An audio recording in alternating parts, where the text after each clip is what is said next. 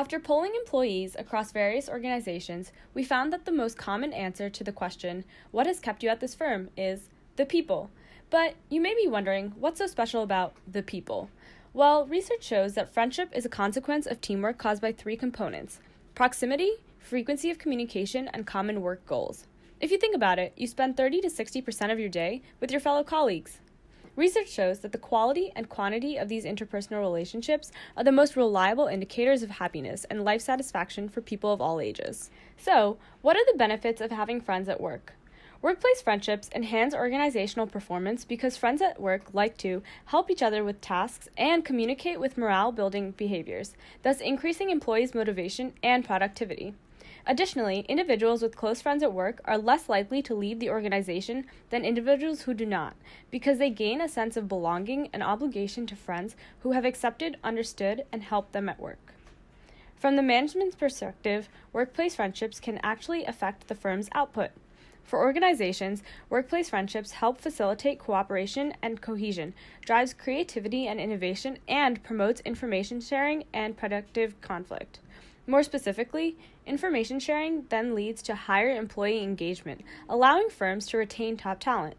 But is this a universal truth? Do all friendships at work really improve employee happiness and organizational productivity? After digging a bit deeper, we found that this may not be true in all cases.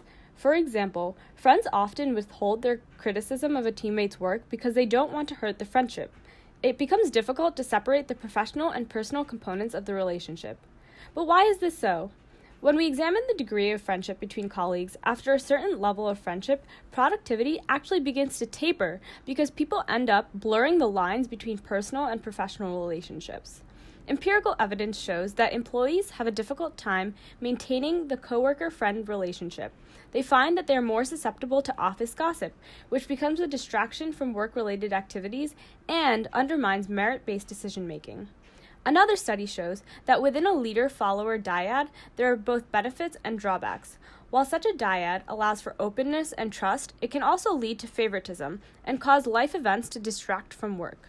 Most importantly, the benefits begin to deteriorate if the friendship becomes too close or exploitive.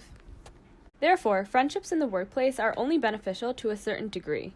Beyond it, there are negative effects on decision-making and productivity. Consider a graph with degree of friendship on the x-axis and work effectiveness on the y-axis.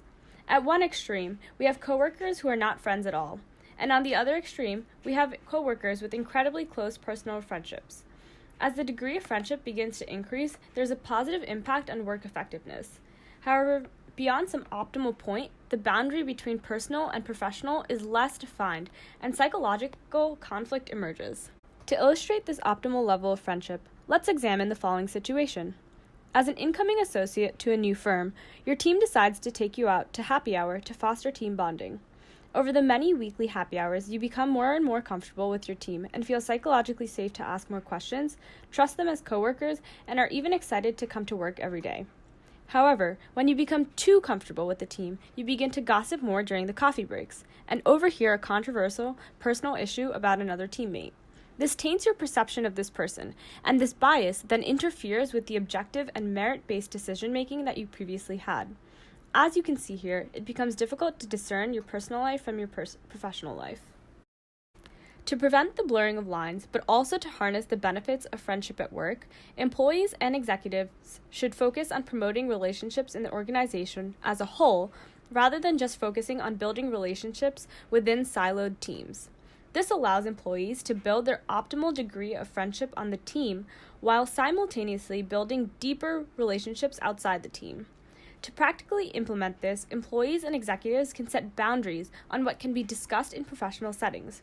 For example, team members can decide when it is acceptable to discuss non-work topics to decrease the risk of intrusion, and when it is acceptable to openly discuss areas of conflict, such as promotion opportunities, to address potential inter-role conflict directly.